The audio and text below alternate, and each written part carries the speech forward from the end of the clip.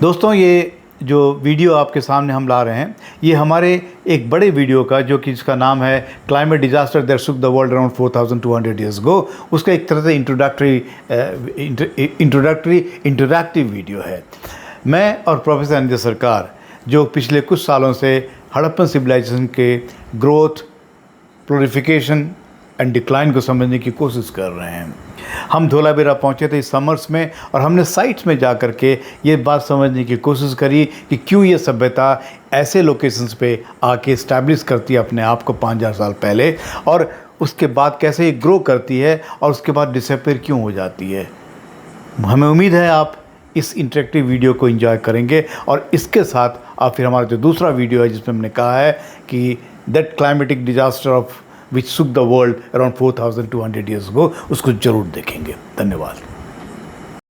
Now talking about one thing, that 5000 years ago till 3500 or so, people were having knowledge of living with the surrounding and living with the nature, so that in a manner that they can sustain the resources for the posterity. What is your opinion on that? And second question comes related to it, that in last 300 years, as we were discussing earlier, that the world has become so alarmingly threatened that we are thinking as if the civilization is going to go away. So there are two contrasting scenarios. Yeah. 2000 years sustenance, in 300 years we are decaying. Yes, so yes, what is your opinion on that? See, as all the data from the Dholavira indicates that they came here at a good time, but then the time became bad slowly, okay, and 4000 years they had a catastrophic drought.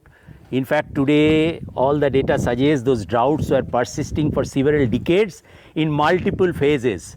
So they could not sustain, and they basically became kind of extinct. But then from 5500 years to something like 4000 years or so, this long 2000 years or 1500 years, it is not a very small time. It's a big time. It's a big time.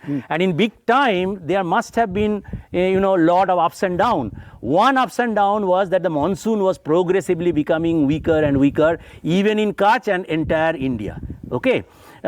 Because as you know from quaternary science, because the solar insolation was going down and general trend of the monsoon was decreasing.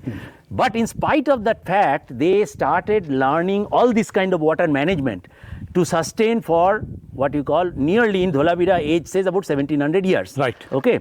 In addition to that, the data suggests that when in the early phase of the mature phase, all the surrounding areas, wherever they were doing agriculture, they were growing the crops which require water, like wheat, barley, some amount of rice. But when the monsoon became weaker, they switched over to millet. These are all found in the pollen evidence, not only in Dholavira but at many places across. Okay, Anil Pokharia has also done, and this is a very standard thing Dorian Fuller has done. Meaning what? Meaning that these people were very participatory in nature.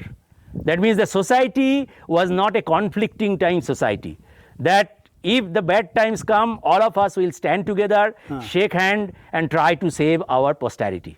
But also, I can put it other way, that they learn to live with the nature, not conquering the nature. Yes, of course.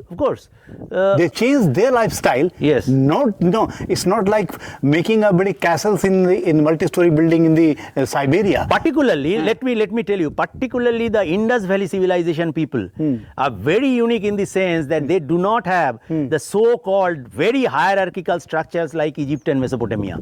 The pharaohs, okay, the kings, you will not find in the Indus Valley civilization. But the societal guys were different than the guys living in that is okay, but in spite of that, you don't find that kind of contrasting, disparity. Contrasting disparity. This takes me to another question, very interesting question. This takes me to that 4.2 kilo global aridity was not sustained by the Mesopotamians.